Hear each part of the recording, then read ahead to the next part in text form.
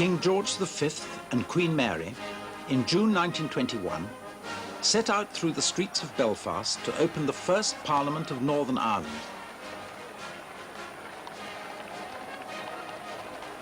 Or rather, the first Parliament of 6 counties of Northern Ireland, where Ulster Protestants are in a majority, and which, by an act of the British Parliament, had been given their own form of home rule, apart from the rest of Ireland. What was to happen to the rest of Ireland was still, in June 1921, undecided. But at least with their King and Queen there to open Parliament, Ulster Protestants could feel under their leader James Craig a secure future for their own new provincial state. The next month, July 1921, the British government called a truce in the campaign they'd been fighting in the rest of Ireland. And later that year, they signed a treaty with nationalist Irishmen, who they'd been calling terrorists and murderers a few months back. In that treaty, the 6 counties as a whole were given the right to opt out of the new nationalist Ireland's rule, a right of which they were to be quick to avail themselves. But there was a clause in that treaty which provided for a boundary commission to adjust the border of Northern Ireland in accordance with the wishes of the inhabitants. Now, the Ulster Protestants, always insecure as a minority in the whole of Ireland, and particularly so now that most of Ireland was no longer under British rule, the Ulster Protestants understandably became more determined than ever to establish for themselves a new security, while the Catholic minority in the 6 counties felt it wouldn't be long before the northern state, undermined by the Boundary Commission, proved unworkable. At that time we thought it was a very, very temporary thing, and if we stayed out that the House of Cards would crumble. But thanks to a lot of British pounds and so on, the system was kept in being here. What made Northern Protestants, and particularly those in County Tyrone, who were a minority of the population there, particularly anxious about their future security, was this clause in the treaty which called for adjustment of the border in accordance with the wishes of the inhabitants. Of the 6 counties of Northern Ireland, it was not only Tyrone which had a Catholic and nationalist majority, but also County Fermanagh, and indeed a considerable section of South Armagh. If the Boundary Commission were to decide that large areas of this sort should be transferred to the new Irish Free State, then the new Northern Ireland state could indeed be expected to crumble. Protestant Unionist leaders vehemently rejected the Boundary Commission and all its works.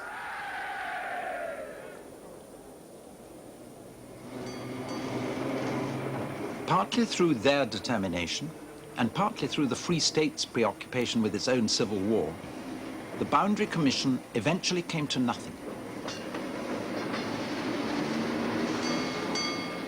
But the 6-county state had been founded on a deep sense of insecurity, which explains much of its subsequent character.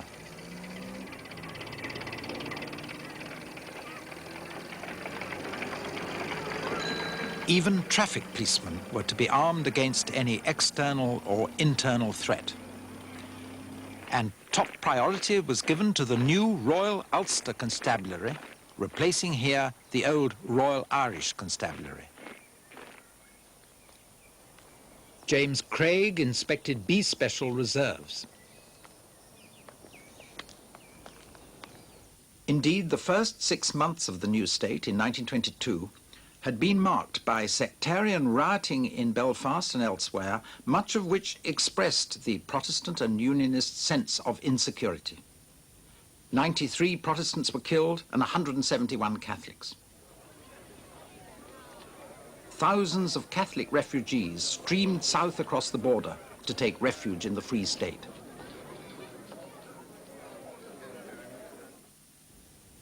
In 1932, a new Parliament building at Stormont symbolised Northern Ireland's by then apparently solid foundation, and its opening by the Prince of Wales linked that foundation unquestioningly with Britain. The King charges me to convey to you his Majesty's wishes for your welfare and prosperity.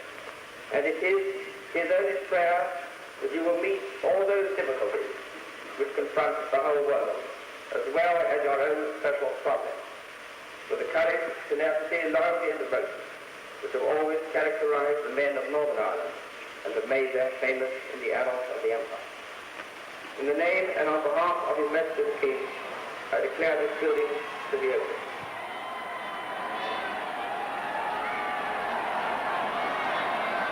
Britain easily forgot that there were those in Northern Ireland who didn't find it easy to cheer.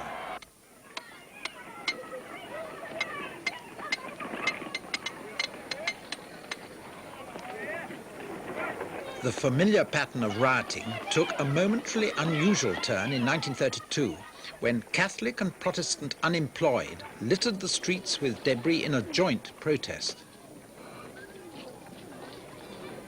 And the RUC were to be mobilized again 3 years later in their traditional role of guardians of the state when sectarian-based political rioting broke out between Catholic nationalists and Protestant unionists.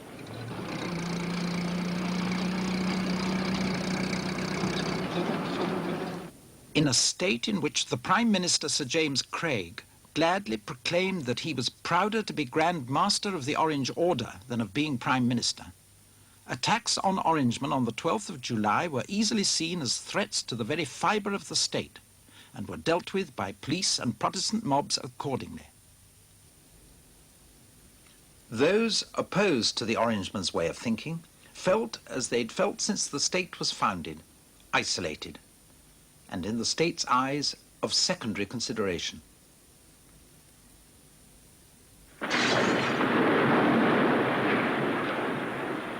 In August 1939, the launching of the aircraft carrier Formidable symbolized the all-important part which Northern Ireland was about to play for the United Kingdom in the war with Germany. As Minister of Commerce for Northern Ireland, I'm paying a visit to London to see what more can be done towards using Northern Ireland's industrial resources and manpower in the war effort. As you know, we are part of the United Kingdom. It was about the only thing the British public did know about Northern Ireland. Ulster's great shipping industry is busier than ever. 100% in the war, Northern Ireland makes a fine contribution to the Allied effort. The famous linen industry is also working far beyond its peacetime maximum capacity. Because Ulster men are wealthier than the Southern Irish, more enterprising, better businessmen, they refuse to be governed by Dublin. Ulster will not allow the economic tail to wag the dog. Eire, with its population of little more than 3 millions, not only turns a blind eye and a deaf ear to the World War, but is apparently indifferent to what might happen to her if the Germans won. Such a ludicrously patronizing, even contemptuous English attitude to Eire, or Ireland, was not only offensive but dangerous. It displayed complete ignorance of the fact that about 1/3 of the population of Northern Ireland, the Catholic and predominantly nationalist third, felt closer emotional ties with Eire or Ireland than with the United Kingdom.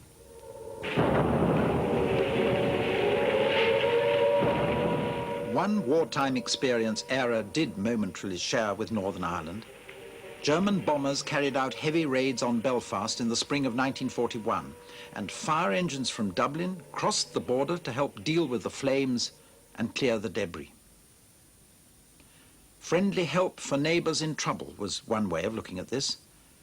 But of course, Dublin officially regarded damaged Belfast and the whole of the north as an inseparable part of all Ireland anyway, and tens of thousands of nationally minded Irishmen and women lived in Belfast centre.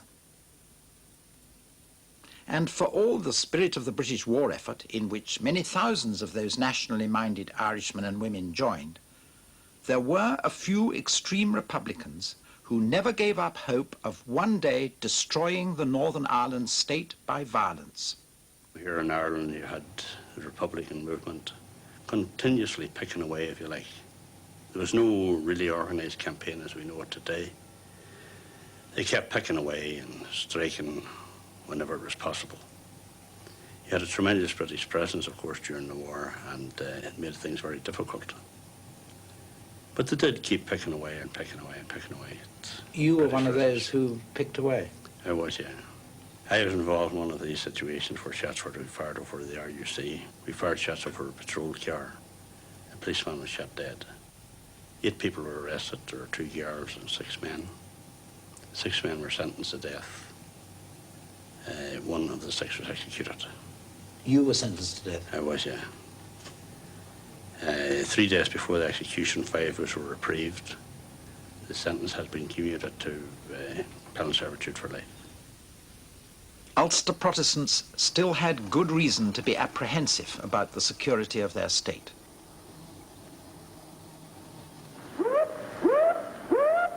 But the IRA had been temporarily eclipsed by greater events. When, in 1945, the surrendered German submarine fleet was brought into Londonderry, it was Northern Ireland's part in victory that held the British public's mind and won Winston Churchill's acclaim. Belfast and Londonderry had a great share in the war, and to them we owe our route across the Atlantic Ocean, which alone enabled us to dispense with Cork and Kinsale. Royal visits acknowledging Northern Ireland's loyalty were reminders for the Protestant and Unionist establishment of Northern Ireland of that link with Britain on which the security of their state was based.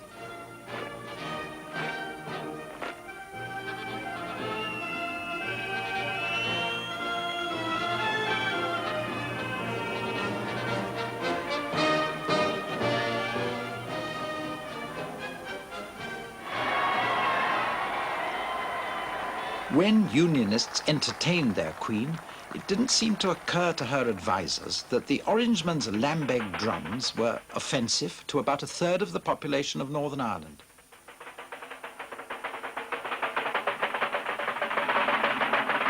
Some, though technically the Queen's subjects, didn't see themselves as such. I have the greatest respect for Her Britannic Majesty, but if I am asked to acknowledge her as Queen of Ireland or any part thereof, I cannot do so.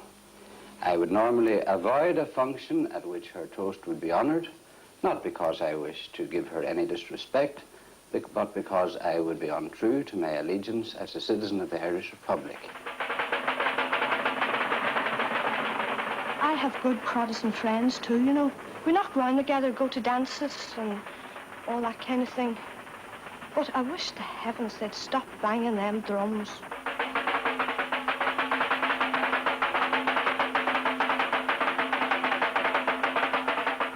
The banging of the drums was an occasional irritant, but there were permanent ones.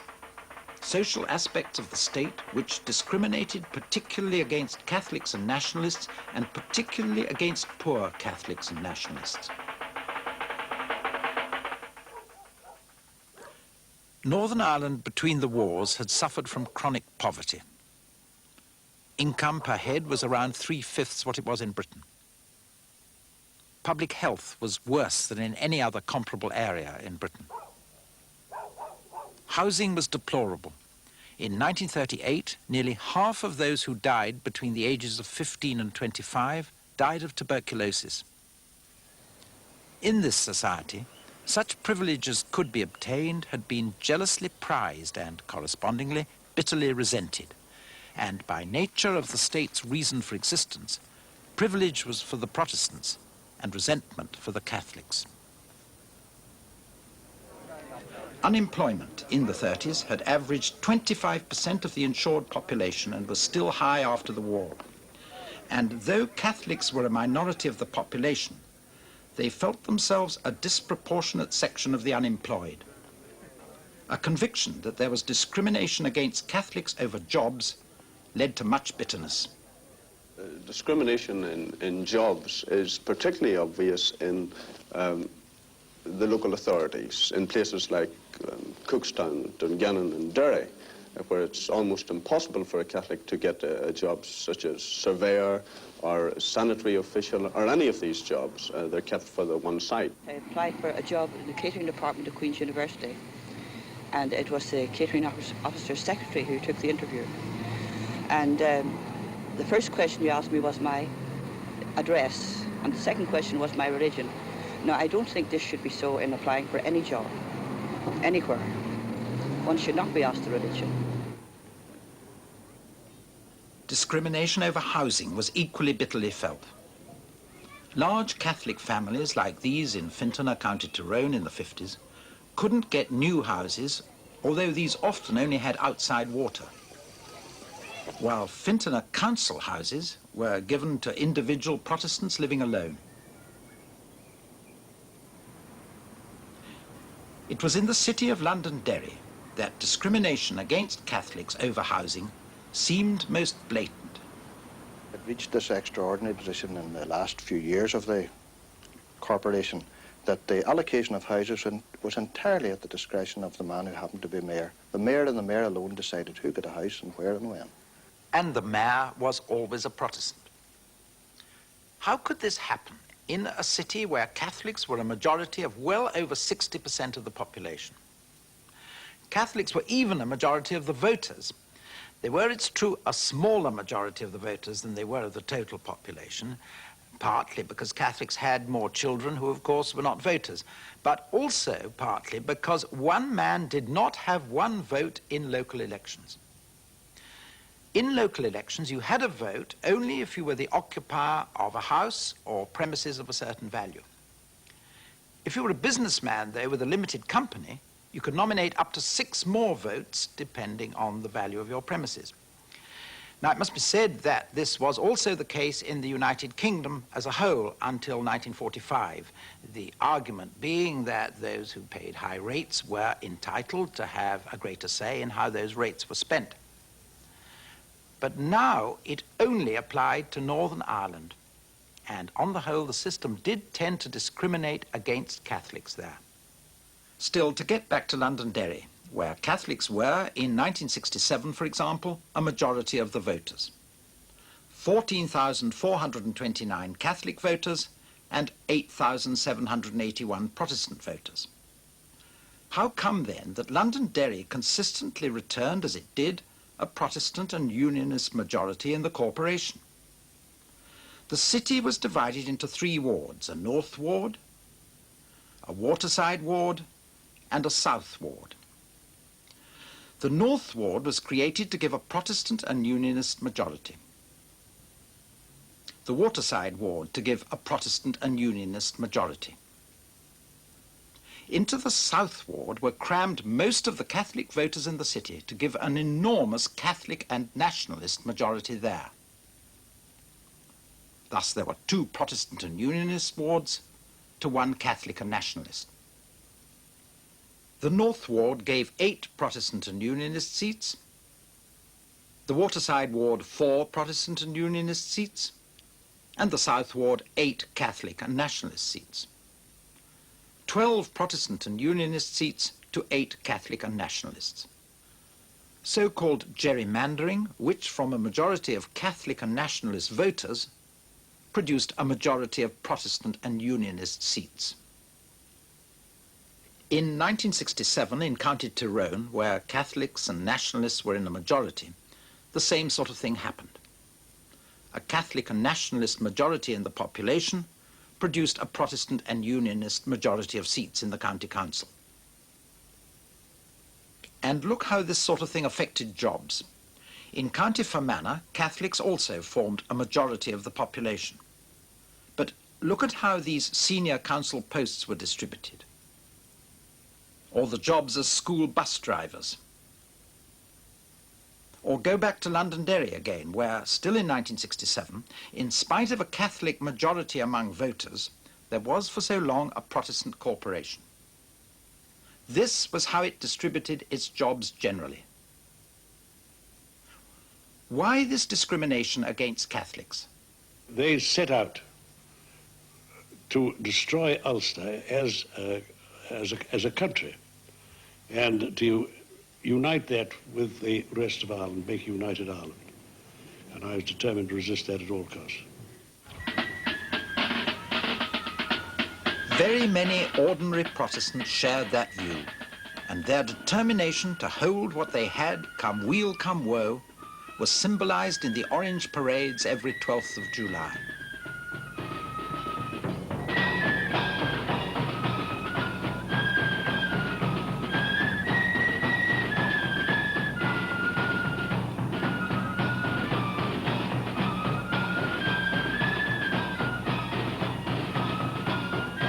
It was by playing on Catholic resentment at discrimination by the Unionist establishment that extreme Republicans hoped still to drive the British Crown from the 6 counties.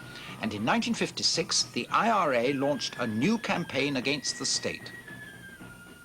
The training was pretty severe. For example, in the Dublin area, where we had, we were lucky in that training facilities were right at our doorstep with the Dublin Mountains, and every weekend for that entire period, that 6 months almost, we were in the Dublin Mountains training with weapons and actually going through sometimes murderous long marches, as it were, getting physically fit for the campaign that was to come. It was highly successful in that 90% of the targets picked were hit. Not all successfully, or as the planners would have desired.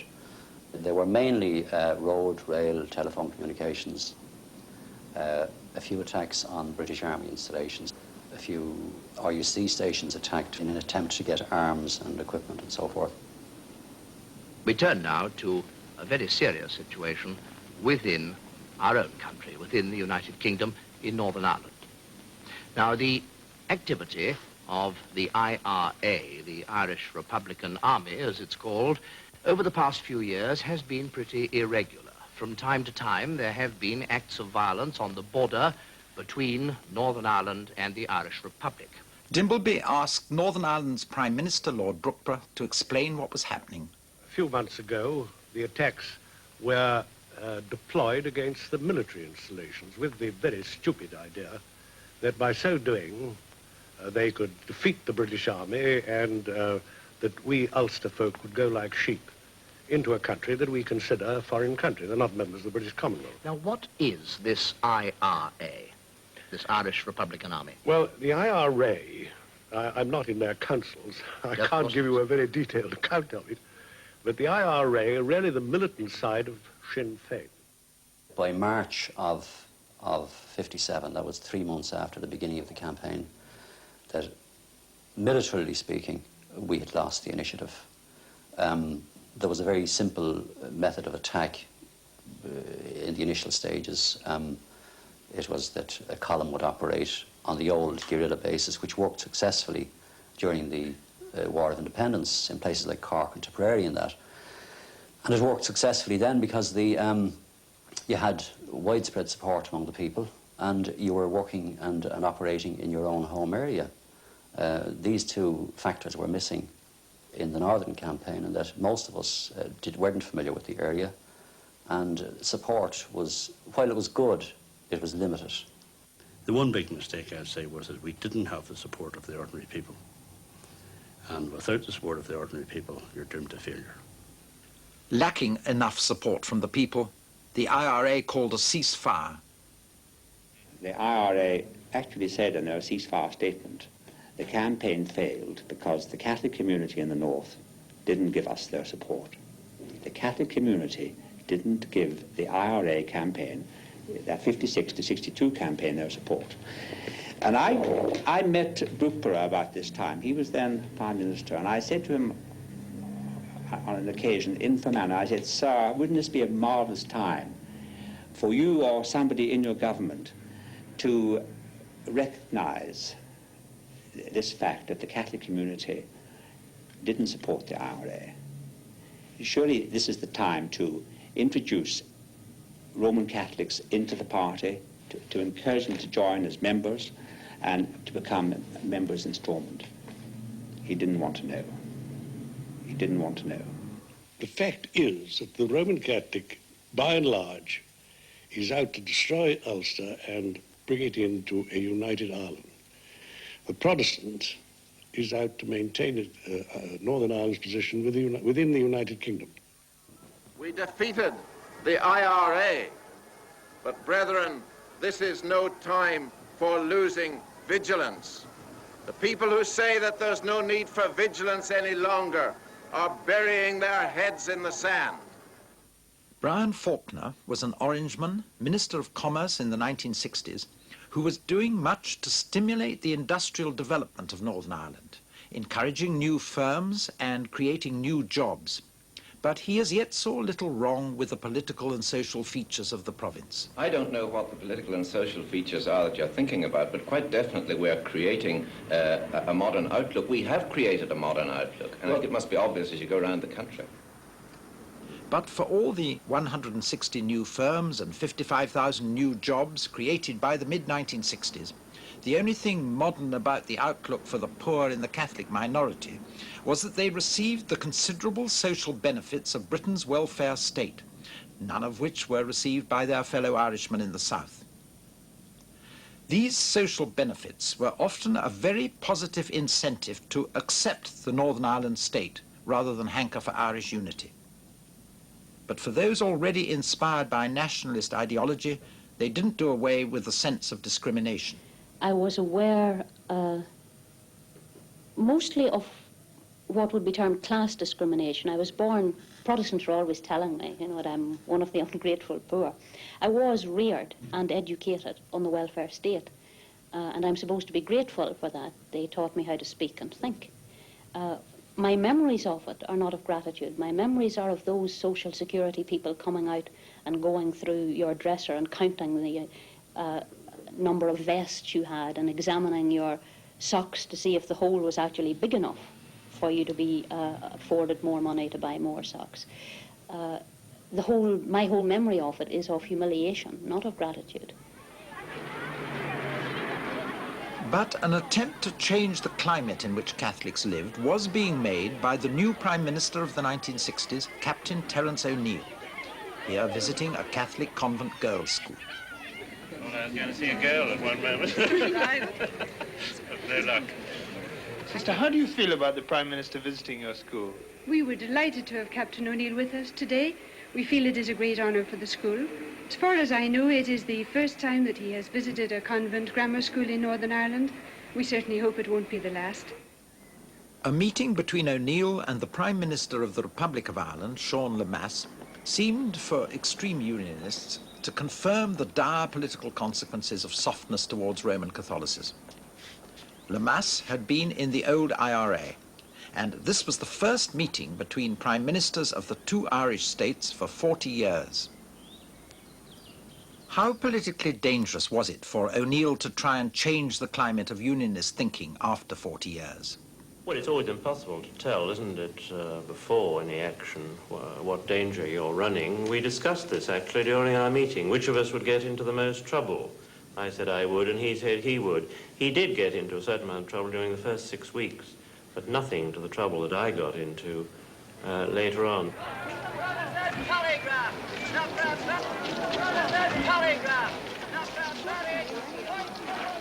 O'Neill's attempt to soften the bigoted face of Ulster unionism met an onslaught from the Reverend Ian Paisley, who saw any gesture of friendship towards the Catholic community in Ireland as a potential threat to the security of the state. Captain O'Neill recently said that the south of Ireland was a very beautiful young lady and that he was very glad to talk to her over the hedge. Of course, Captain O'Neill's a married man and he shouldn't be talking over the hedge to any young ladies. But I want to say this evening that we don't look upon the south of Ireland as a beautiful young lady.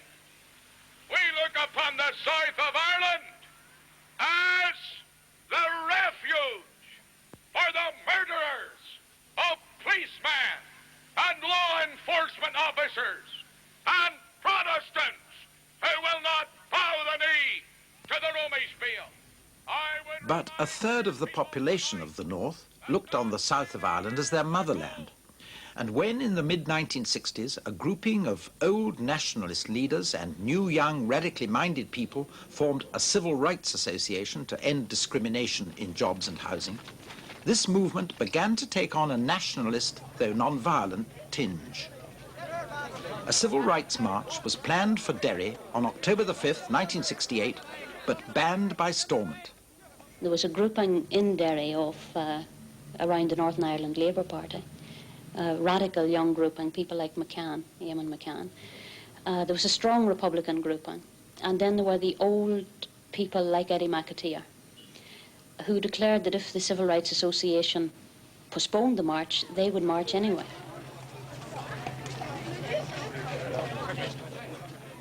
Any person who wishes to parade or hold a meeting is quite at liberty to do so, provided he holds it other than in an area specified in the order made by the minister. We are the people of Derry and we intend marching in our city.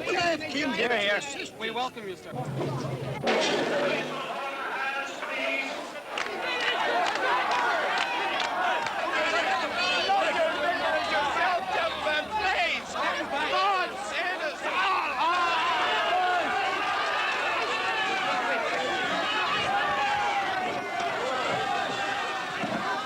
The Royal Ulster Constabulary went into action.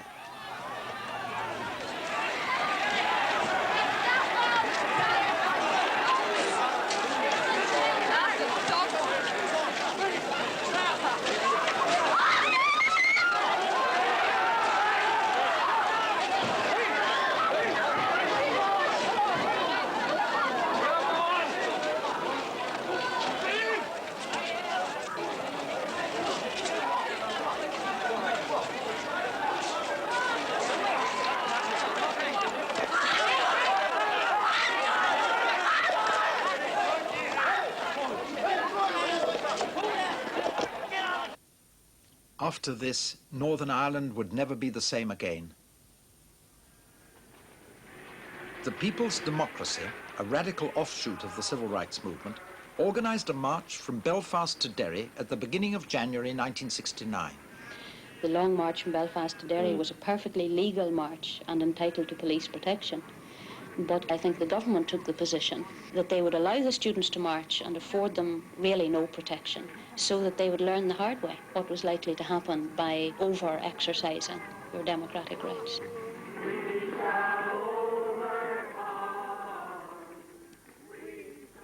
The march took 4 days. It was escorted by police, who also, not without some reason, blocked its way from time to time to divert the marchers, who were mainly young Catholic radicals, prudently round Protestant towns or villages in order to avoid provocation and possible retaliation. It was when, on the 4th of January 1969, the marchers reached Burntollet Bridge, a few miles from Londonderry, that the real trouble started. Protestant opponents were waiting for them above the road. Is a good possibility of some stones being thrown. Some people may be hurt somewhat. However, police have said they are quite prepared to get us through this obstacle. And if we all keep in very close formation on the right-hand side of the road, then we should be okay. The sort of geography of the area was that this region on our right was a high bank where we were looking up at people. Then we came to a point where it dipped down onto the same level as the road. And just as we came to that point, a shower of rocks began to hail down on the marchers. Some police went up among the stone throwers, but made little attempt to stop them. People just huddled together and kept on walking. And when we came to the point where the fields levelled with the road, literally hundreds of people just rushed through this gap in the hedges, and they were carrying cudgels with nails in them, and they waded into the march. These people were all wearing large white armbands. They were very crudely made, like bits of sheet tied round their arm. Now, the police made no attempt to apprehend these people, but simply prevented the students from escaping to the left, so that we were cornered with no way to go, only forward or backwards. Most of the march went forward, and some people escaped into the fields. The police, who were supposed to be protecting the marchers, now abandoned them to their assailants. None of them were masked, and they were all carrying these weapons, and yet the police were arresting the students, dragging students and throwing them into police wagons. And something like 84 students were arrested on that demonstration, and something in the region of 50 or 60 were injured. After that, no single person was ever charged with attacking anybody at Burntollet Bridge, not one. 3, in fact, were charged and fined.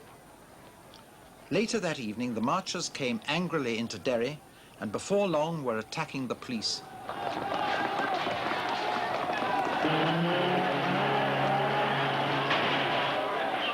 And the police went into the bogside to reply.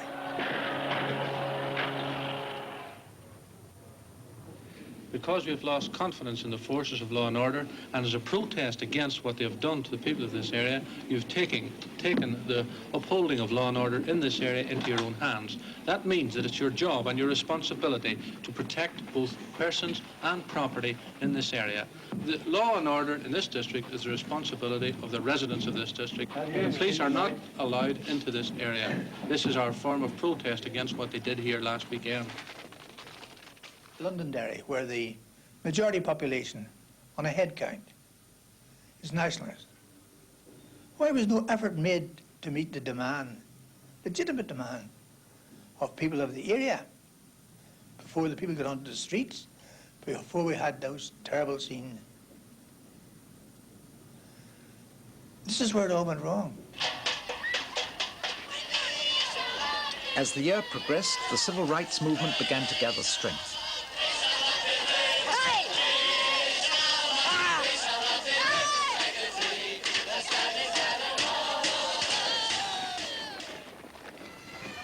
On the 12th of August, the apprentice boys held their traditional march in Londonderry, celebrating the raising of the siege of Derry, beset by Catholic armies in 1689.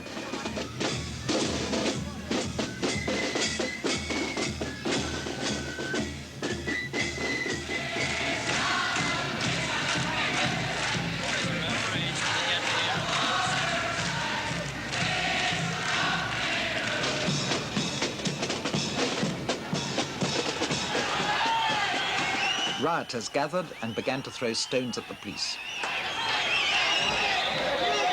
The police understandably retaliated.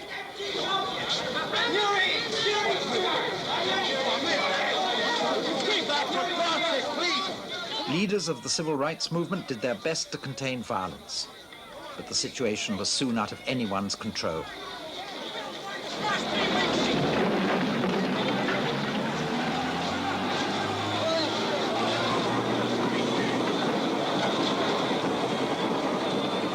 Police suffered casualties and retaliated.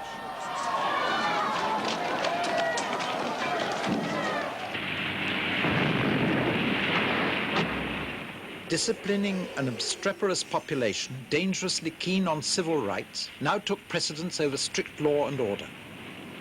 Unionist resentment at the gathering strength of the civil rights movement was getting out of hand, and the police and B specials were not preventing it from doing so. The fact that they saw the police last night accompanied by Paisleyites coming into the Bogside area means that the people are scared that the area will be torn to pieces by the police when they come in. And elderly women are in virtual hysterics, and therefore they're determined to fight to keep them out. And as I say, it's not only the siege of the Bogside, but the collapse of the RUC, and there certainly isn't any possibility of the Stormont government quenching what's going on at the moment. Well, it's pretty frightening in Dungannon at the moment. On Wednesday night, the B specials just ran amok with Sten guns. They drove through the Catholic area and let them off indiscriminately through people's houses, through their windows, shot people down without asking questions at all. It's a question of now shoot and the questions that come later. If you're in a predominantly Catholic area, you're not safe anymore. And on the night of the 14th of August, the same thing was repeated in Belfast itself. Perhaps to try and take some of the heat off Derry, Catholic rioters took to the streets. Protestant mobs, backed up in some cases by the RUC and B specials, invaded Catholic areas of the city. It was a very frightening night, certainly the most frightening night of my lifetime. And it started off with sporadic rioting on the Falls Road. The police then withdrew. Reports came through that hostile mobs were gathering on the Shankill Road. Hostile Protestant mobs? Protestant mobs, extremist Protestant mobs. The B specials had been mobilised.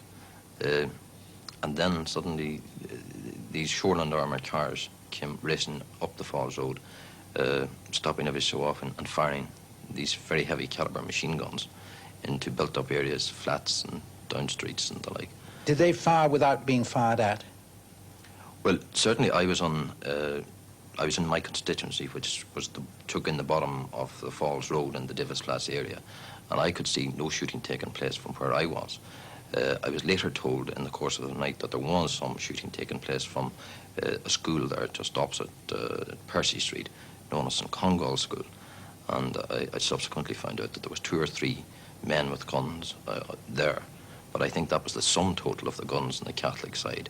And they came in at a very late stage of the night, about 2 o'clock in the morning, whereas the shooting broke out at around 11.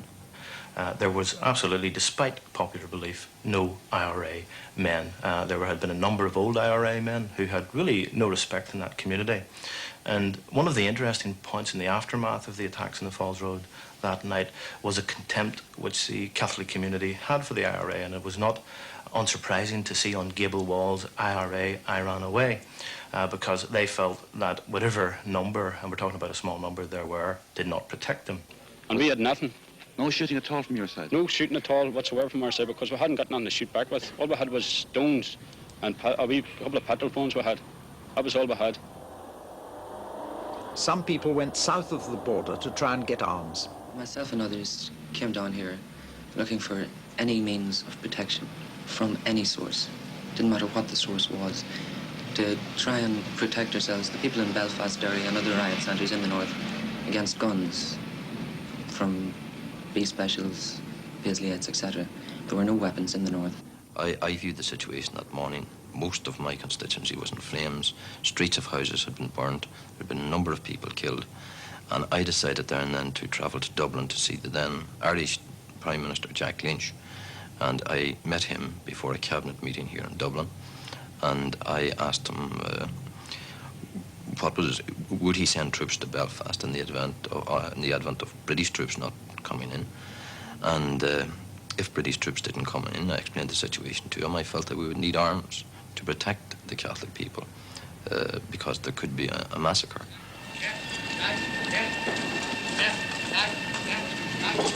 But the intervention of the Irish government was not required. The British government had already sent troops to keep order in Derry on the night of the 14th of August. On the night of the 15th of August, they went into Belfast.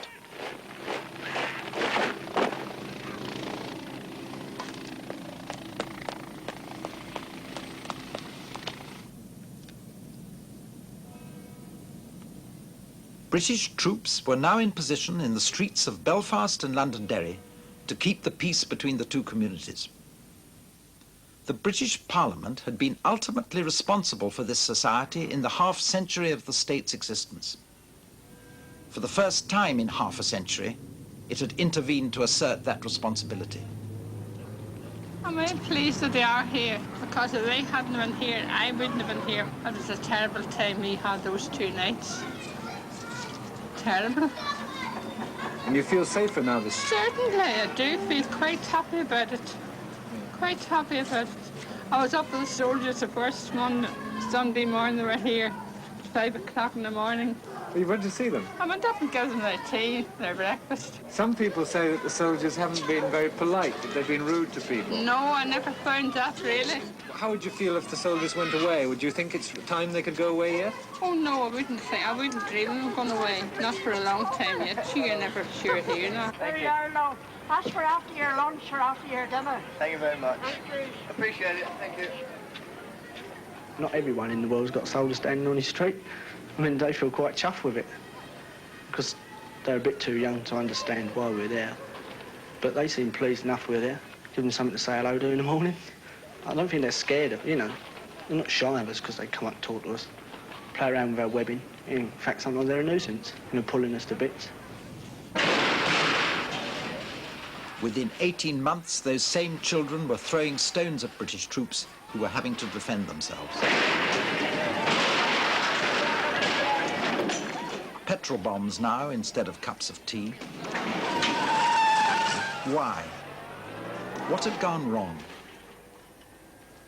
It is a fact that when the British troops first came in '69, that they were received with open arms by the people, the majority of the people. I felt as a Republican at that time that we didn't have any great opportunity of striking against the Brits. But it is fair to say that, or right to say that, the Brits developed the situation themselves. Whilst they claimed to have come in as the peacekeepers in '69, they were seen by the ordinary people to become the aggressor. Now, there were obviously people who saw the opportunity there, and while this honeymoon period continued with the British Army, they sought to manipulate people and to try and build an organisation, and out of this particular period grew the Provisional IRA. When British troops were welcomed into Catholic, nationalist, Republican areas, using these terms interchangeably, it set off a counter-reaction in Protestant areas. And if you remember, there was sporadic rioting broke out in the Shankill Road where an RUC man was killed. And I think that the British government looked at the situation, that they wanted to maintain a balance, as it were, between the two communities. They were virtually embarrassed at the reception I think the British troops got. So they felt that in order to, as it were, quieten fears on the Protestant side, they had to lean on the Catholic side. So British troops then started what was called cordon and search, cordoning off an area and searching the houses. And this gave rise to resentment, and it later grew. And of course, it was greatly heightened by the Falls curfew. The curfew in the Lower Falls in 1970 was a crucial period in Northern Ireland's history in relation to the growth of the Provisional IRA. There had been a belief that there were a small number of IRA men operating in the Lower Falls, and they chose to use a sledgehammer to crack a nut. And I remember coming out of that area that particular night. I just managed to get out before the curfew was imposed, when there was saturation of the area with tear gas and total surrounding of the area in a cordon of steel by the army.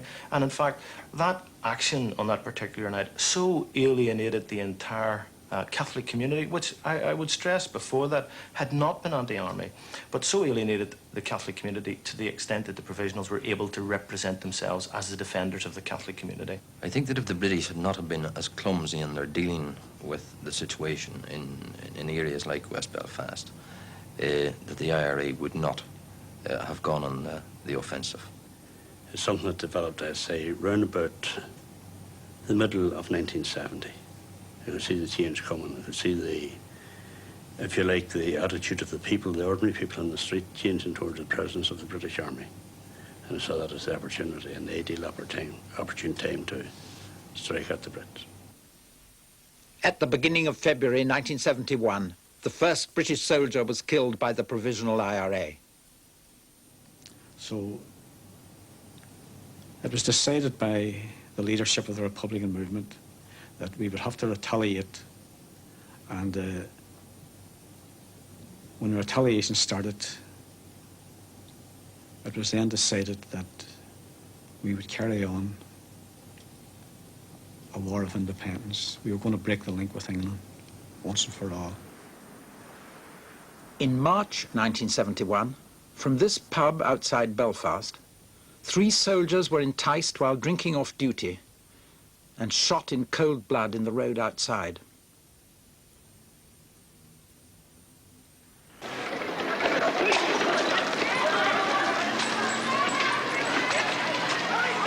It was perhaps not surprising, though not excusable, that when soldiers from the same regiment as the men murdered in March made arrests in May 1971, their methods should have been as rough as they were.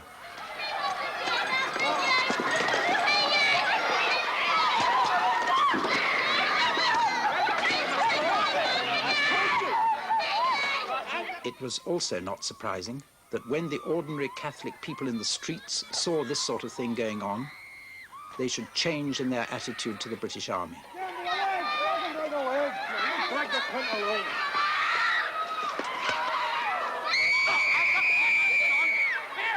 Take him away. We'll arrest you as well.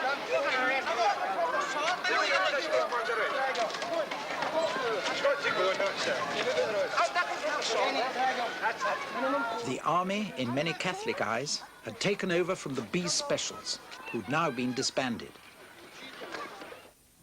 But dissatisfied with the army's efforts, many Protestants wanted the B Specials back. No disrespect to the army, but the army does not. The army hasn't got a clue. One of our association members has been murdered, and the Prime Minister says that they're closing in on the terrorists, but I think the terrorists are closing in on us. We demand the B Specials to be recalled because we believe that these B Specials know where these men are, they know their names, they know who they are, and they will not be allowed to come into these areas. Just 2 weeks ago, a bomb was left in my own hall. How is the security forces allowing this? And many more of our members is going to be murdered, and all we hear is that they're closing in on the terrorists. There's no security. There was a sense of crisis among many unionists, already dismayed by reforms to please the civil rights movement, and particularly by the disarming of the police and the disbandment of the B Specials. The reforming Prime Minister Terence O'Neill had to resign before hardline pressure, even before the events of August 1969. He'd been replaced by an equally well-meaning but even less magnetic upper-class Orange Ulsterman, Major Chichester Clark. But early in March 1971, the Unionist Party replaced Chichester Clark too by someone they'd good reason to expect would be of sterner stuff. The one-time fairly die-hard Unionist Brian Faulkner. In connection with the meeting I'm just left, I'm very pleased indeed that the party rallied round me the way it did this morning. No Prime Minister could get off to a more encouraging start. Another political change had been the formation in August 1970 of the anti-unionist Social Democratic and Labour Party under its leader Gerry Fitt. Don't worry about it, don't worry about it. Rejecting totally the violence of the IRA, the SDLP sought eventual Irish unity, but in the meantime the cure for Northern Ireland's ills in political reform. The British government must recognise that there is no military answer to the problems here in Northern Ireland, that political action must be taken. But as terrorism by the IRA increased and the bombing of civilian premises was added to the attacks on the army, it was the need for a military or at least a security solution that seemed paramount. And the Prime Minister, Brian Faulkner, who was also Minister for Home Affairs, took action accordingly. I have had to conclude that the ordinary law cannot deal comprehensively or quickly enough with such ruthless viciousness. I have therefore decided, after weighing all the relevant considerations, including the views of the security authorities, and after consultation with Her Majesty's government in the United Kingdom last Thursday, to exercise where necessary the powers of detention and internment vested in me as Minister of Home Affairs. Nearly 300 were arrested and interned without trial. By the end of the year, it was to be nearly double that number. The very word internment helped the IRA by stirring nationalist memories of 1920 and 1921. And once again, this had the exact same effect of reinforcing Catholic support behind the IRA and allowed the IRA the opportunity to set themselves up as defenders of the Catholic community. And it was out of that response which we are now unfortunately faced with this terrible campaign of terror which has slaughtered many innocent people, men and women in Northern Ireland. And I in retrospect, would certainly argue that if the British government had have approached the situation politically rather than military, then we might well not have played into the hands of Provisional IRA, who were quick to seize the opportunities presented them.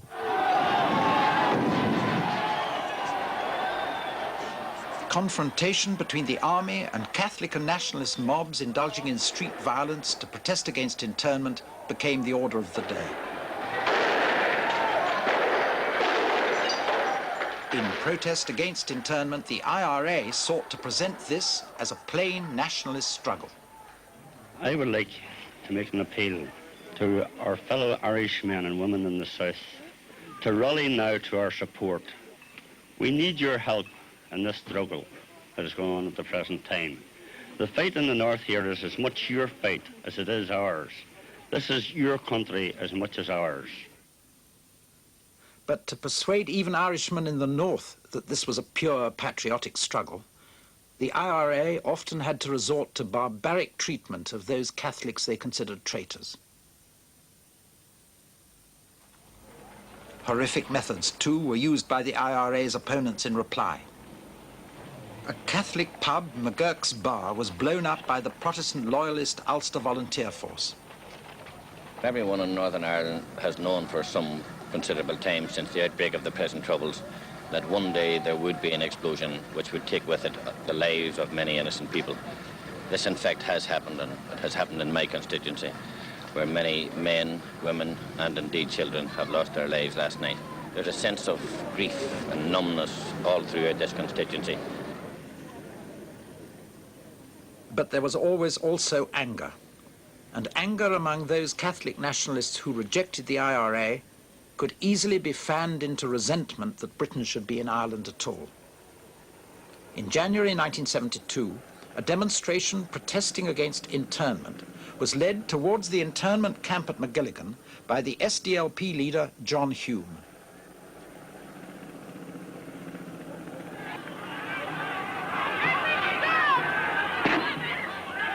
Rubber bullets were fired at the crowd almost at once.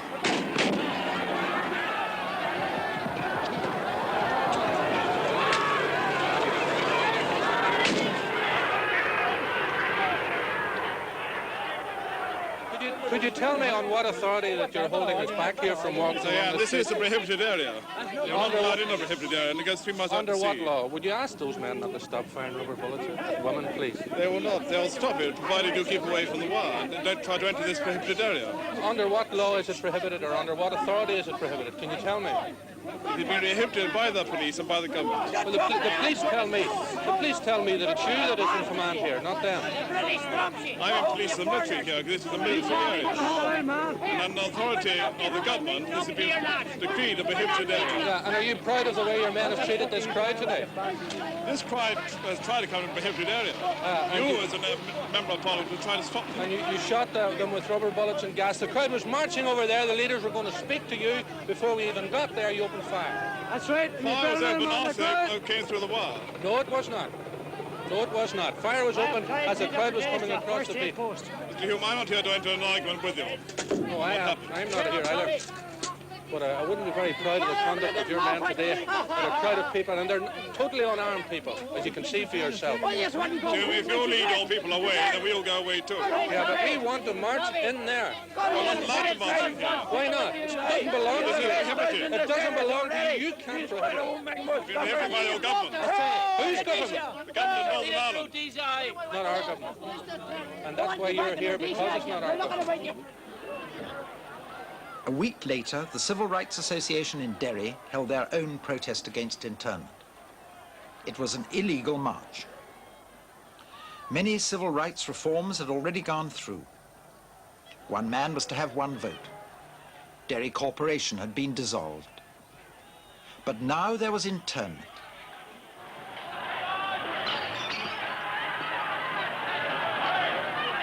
To contain this illegal march, the army had put up barricades preventing the marchers from reaching certain areas.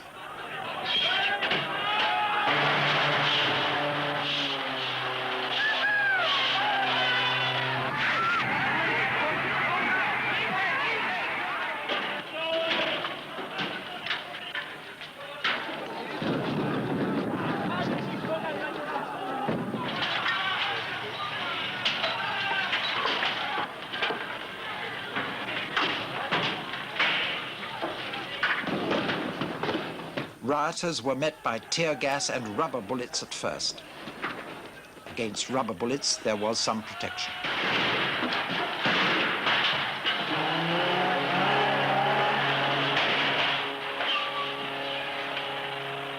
The army decided to go over to the offensive, and they moved into the bog side to make arrests.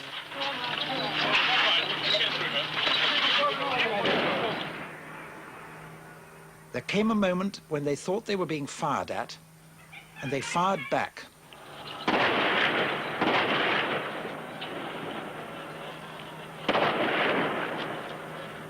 Sorry, mister. Calm down, okay?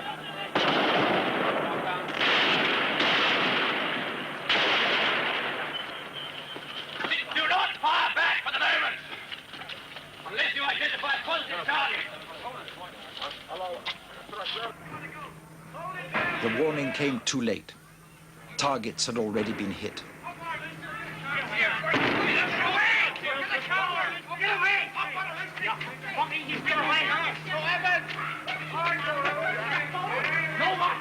appearing to be dead. There are the 3 in that Saracen car. There are 2 men lying at the end of this block of flats. There's another man at least very close to being dead. There are 2 others up there. I'm told that there are some more in these flats here that I haven't seen yet. I would say there are probably about 4 dead at this moment. I don't know what those are doing, whether they're alive or dead, but they seem to be very dead, and they're thrown in as if they were dead meat. We did not know at that stage whether they were dead or whether they were wounded, and a vehicle went forward under the very real threat of fire, because we were still being fired at that stage. When we're fired at, we must protect ourselves. We shouldn't have to do it, but they put us in a position where we can do no other.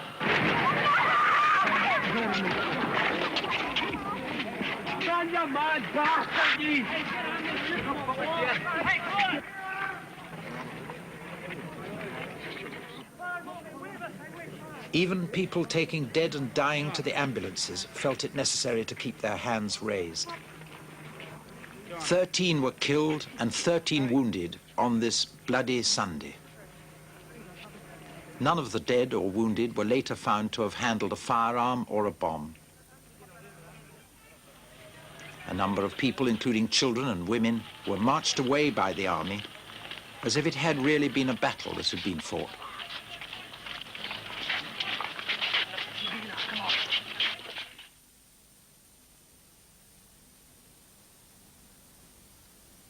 Just over a month later, the IRA blew up the Abercorn restaurant in the centre of Belfast at a time when it was crowded with Saturday shoppers. 2 women were killed and 130 injured, many of them horribly mutilated. We understand that there was a minute's warning given to the police who didn't have time to pass it on at all. An independent unionist went to see the IRA. My first talks with the provisionals were, in fact, in March, on the day after the Abercorn disaster, arranged at short notice in Dublin on a Sunday. The Abercorn bomb went off on a Saturday. That left a tremendous mark on me, that bomb. And my children, a daughter, knew well 2 girls who were very badly injured. I won't mention the injuries now. And I felt, and she said to me, Dad, somebody's got to talk to them. So I think I was probably the first to actually engage in talks. Now, those talks obviously failed. My plea was to stop the killing of civilians. If I was a part of your movement, I would be saying exactly the same thing. It's counterproductive. What the hell are you trying to do? So, but I'm not part of you. I'm against you, everything you stand for. But surely you must see, what good did yesterday afternoon do you? The killing and the maiming of those young people. And my plea with the provisionals was to change the course of their tactics. One voice did say at a meeting, we've gone too far, but they saw it this way. We're fighting a war, and this entails, regrettably, the killing of innocent civilians. Fighting a ruthless and often foul war with no mandate from anyone but themselves, fighting it without anything like enough support from the people of Ireland as a whole, or even of the nationalist community in the north to win it, but fighting it with just enough support from nationalists in the north who'd never been enthusiastic about the Northern Ireland state and who now felt harassed by the British Army, just enough support to be able to keep on fighting it. A stalemate, but a stalemate that was going from bad to worse. And now, in March 1972, the British government decided to take over direct rule themselves. The Stormont Parliament was suspended, while a search was made for some improved political formula for the state. Ulster loyalists, who were, after all, the democratic majority in the north, reacted in traditional manner. They marched in protest in their thousands to the building of their now suspended parliament, where they were greeted by their suspended Prime Minister, Brian Faulkner. We understand absolutely the feelings which have persuaded you to come out to Parliament buildings today, and that not only do we understand your feelings, but, my friends, we share them. Ulster loyalism had always had an independent side. And we feel that we, in our endeavours to provide just government in Ulster, have been betrayed from London.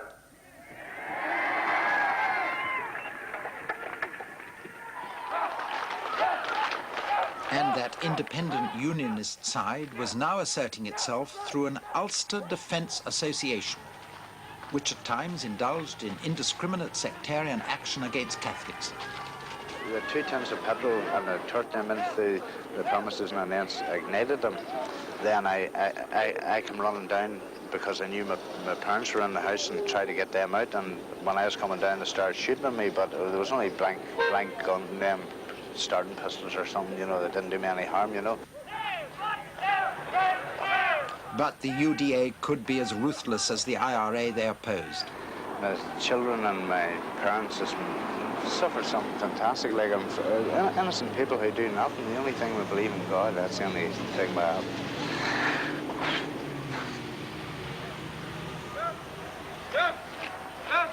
In the vacuum created by the suspension of Stormont, the UDA, many thousands strong and with arms they didn't choose to parade, were emerging as a real force in Ulster politics.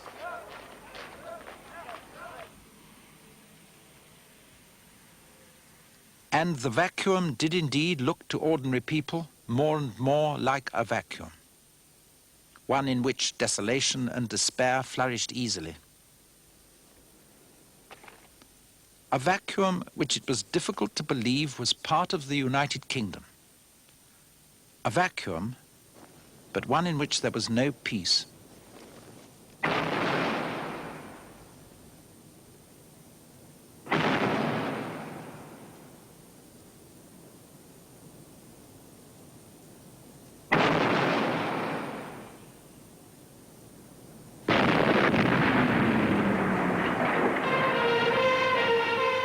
On the 21st of July 1972, the IRA set off 26 bomb explosions in Belfast, killing 11 people and injuring 130, again mutilating many of them terribly.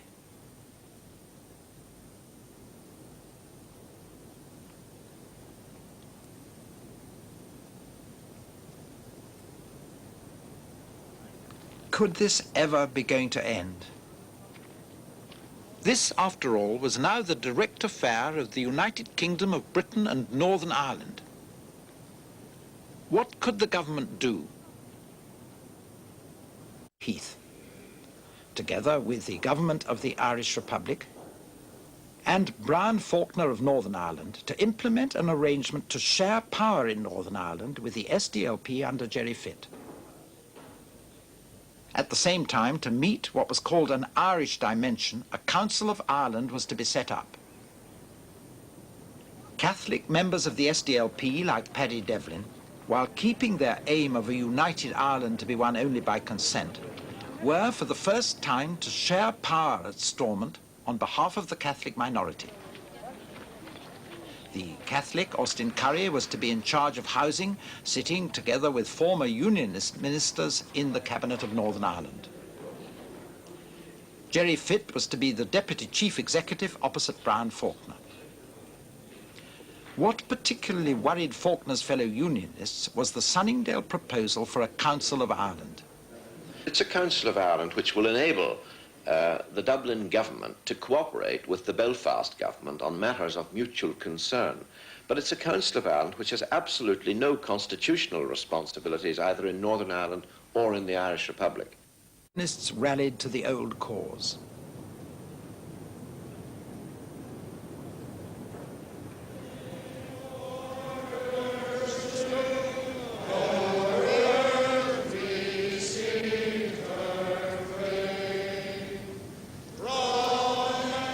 The election result showed clearly no confidence in Faulkner or Sunningdale. What have the people of Ulster said? They have said, first of all, to Mr. Faulkner and his cronies, we will have nothing to do with enforced power sharing in any undemocratic government in Stormont.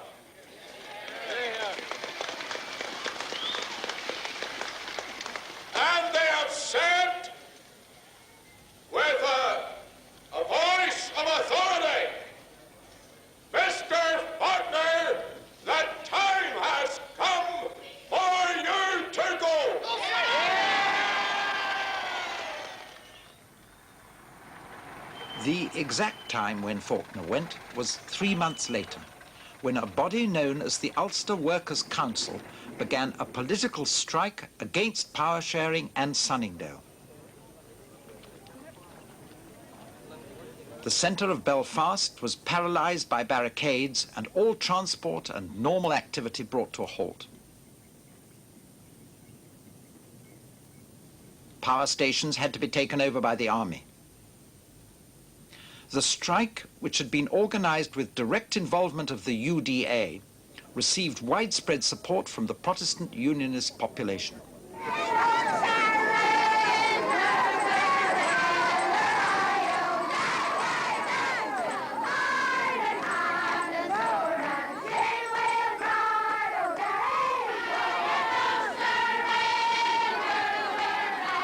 The British government capitulated and Sunningdale was abandoned.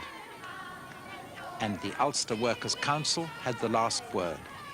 Well, we started off to run a stoppage.